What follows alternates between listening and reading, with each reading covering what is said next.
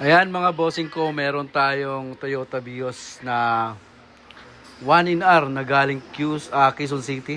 At napagawa na rin nila doon ang issue overheat, pero nagpalit na raw sila ng cylinder head, assembly na surplus, bumili ng original na head gasket, pero ganun pa rin ang senaryo, overheat pa rin. At pagka binuksan yung radiator, may bulwak at sobrang bula mga bossing. Ang daming bula, akala mo yung may sabon yung radiator pagka binubuksan mo yung cap.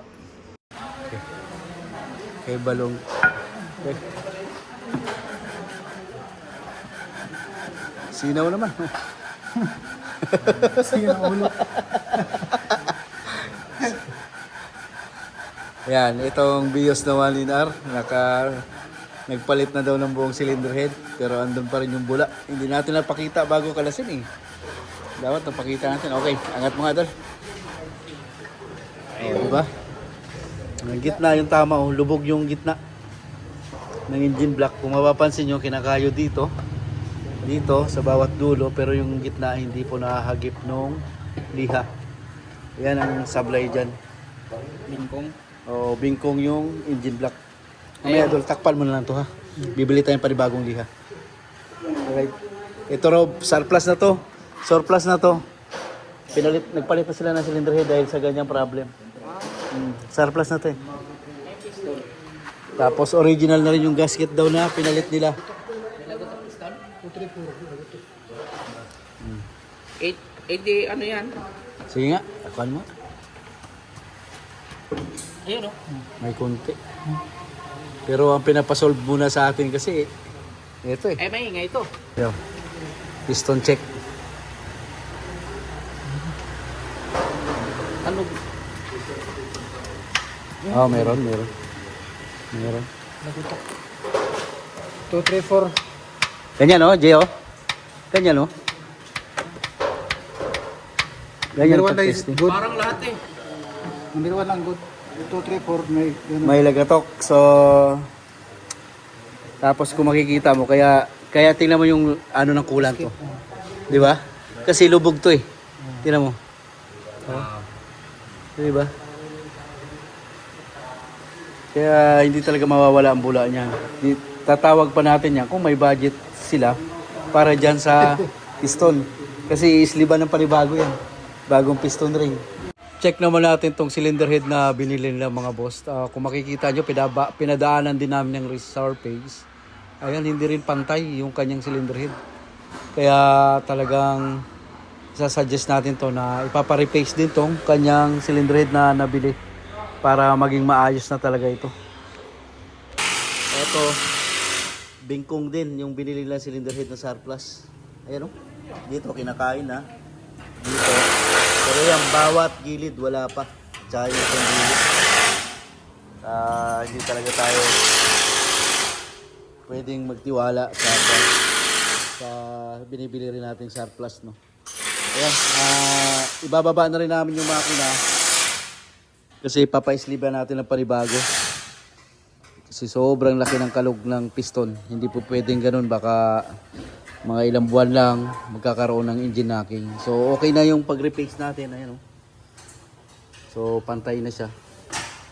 Kailangan na natin na ibaba ang makina nito para miaayos na rin natin yung kuwan nito, yung piston. Papalitan lang naman natin. Ipaisliban ng panibago, bagong piston ring. Tapos check natin yung mga bearing. Ayan, mga main bearing, control bearing. Para pag kung may gas-gas na, pwede na natin isabay palitan. Ayan, bababa na yung makina. In-overhaul din sa taga Quezon City pa ito. Kaso nga daw, pagkatapos nung na-overhaul doon, ganun pa rin.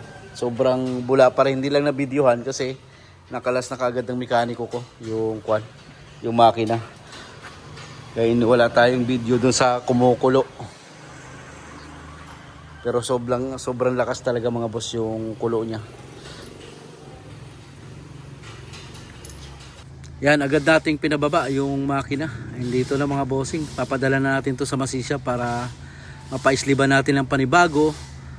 resurface ng engine block, yun, palit tayo ng bagong piston ring, valve guide, valve seal dun sa cylinder head, papareplace na rin natin yung kanyang cylinder head. Ayan, magiging okay na to mga boss bago natin ibalik to sa customer natin kasi medyo malaki-laki na yung nagastos niya rito sa Toyota Vios. At ito na nga mga boss yung engine block natin, so naibalik na dito. Ayan, na-replace na siya.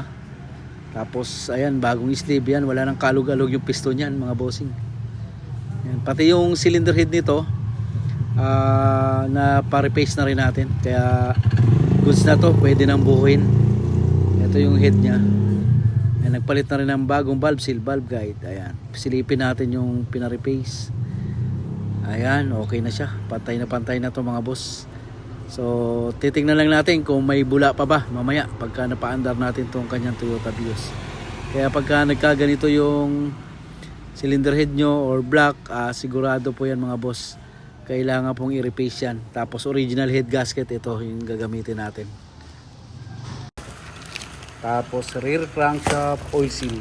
Ayan mga boss. So bubuhin na natin yung ating Toyota Vios.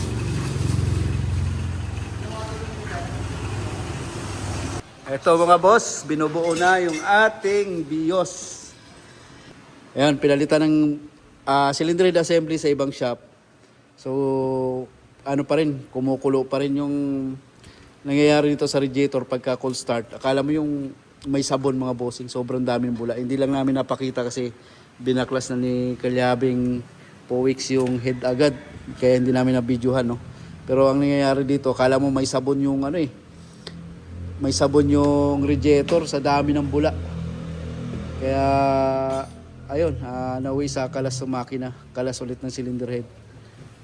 May problema yung engine block bingkong, tapos may kalog na kasi yung piston, lumalagatok. Kaya nauwi sa overhaul itong Vios. Tapos itong cylinder head na kinabit nila, may bingkong din, pina-replace natin, pinapalitan natin ng valve guide, original valve seal. Yan, titingnan natin mamaya pagkatapos. Pag umandar na kung meron pa rin parang sabon dun sa bunganga ng radiator. Baka hindi na sabon ng Sondrox lang lalabas. Alam ko yun eh. Dati kasi sobrang bula nito yon. Kala mo may sabon yung yung radiator. Ganun siya dati. Titingnan natin bago natin i-start. Lagyan nyo ng imbudo ha. Tapos papakita natin. Ayan mga bossing, kulant na tayo dito sa Vios. Tingnan natin kung bumubula pa ba yan pagka in-start. Yan, start.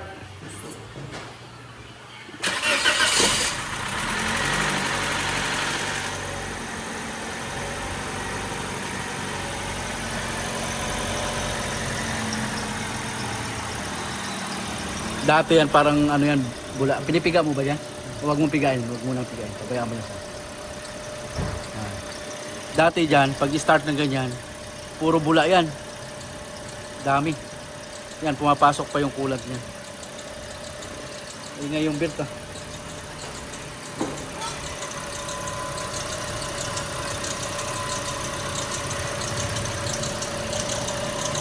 Observe natin.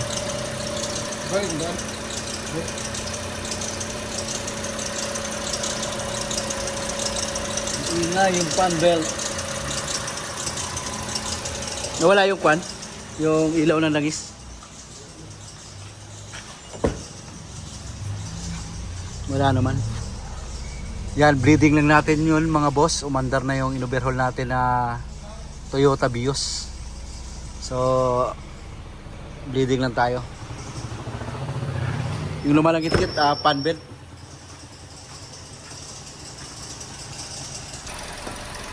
Yan, break in na yung ating Toyota Vios. Tapos mamaya i-road test na natin yan mga bossing. Break-in muna natin to. Yan. Automatic na rin yung ating pan. Walang usok, walang talsik yung dipstick. Ayos. Mamaya naman mga boss, pagka kinuha to ng may-ari, bubuksan natin yung cup bago nila kunin.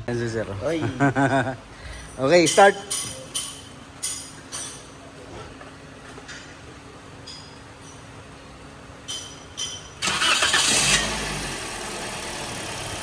Dati parang may sabon yan. May bula. Yes, sir. Dami. Dati parang may sabon yan eh. Oo, nakita niya yun eh. Nakita ko yun eh. Ayan, kalmado na siya, di ba? Oh, yes, sir.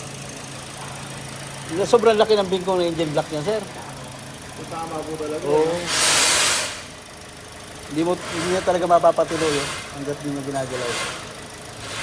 Kaya naman natin binabayan kasi ang purpose lang sana natin yung bulwak, kaso yung piston sobrang laki naman ang kalog. Okay. Break in ka muna dyan, ha? Kasi bago piston ring yan, liner, pinaisliban natin ng panibago. Ngayon tayo sa loob. Tingnan natin. Kung walang mga nakailaw.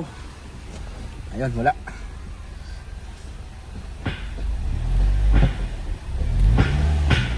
Ayan, pinalitan na rin natin ng water pump, mga boss, tsaka fan belt. Kasi kanina sobrang ingay. Maingay yung belt, tapos medyo magaspang na yung water pump. May tumutulo na rin to. Kaya pinalitan na rin natin. Para hindi na mag-overheat talaga si sir dito. Ito mga boss, itong Toyota Vios na to galing Quezon City pa to mga boss, no. Pinatap overhaul doon dahil nag-overheat nga, tapos nag-request sa kanila na palitan ng buong cylinder head. Kaya ang ginawa naman ng may-ari, pinalitan din ng buong cylinder head. So pagkapalit ng buong cylinder head, so ganun pa rin, sobrang bula pa rin. Dinala na sa atin kasi nakita ni sir yung mga ginagawa rin natin na BIOS. Na-check nga namin mga bossing, bingkong yung engine block na ito. Pa-checking, bingkong yung engine block. Bukod sa bingkong, meron din kalog yung piston. Kaya nauwi rin sa overhaul ito. Kaya yung binili rin nilang cylinder head na surplus, pina-replace din natin kasi ayun, may problema din. Pinapalitan ko na ng valve seal, valve guide. Ayun. So ngayon okay na ito. Road test na lang to. At kita nyo naman kanina, wala na yung bumubula na marami. Dati mga boss, hindi lang na videohan kasi nung bago dumating to, akala mo may sabon dun sa bunganga ng radiator. Sobrang bula mga boss na maliliit. Ganito ang nangyari sa BIOS na ito na 1NR. Alright, so ngayon okay na siya. Sobrang tahimik na rin ng makina, andar, temperature okay na. So goods na yung automatic rin nating fan. So ayos na ito mga bossing.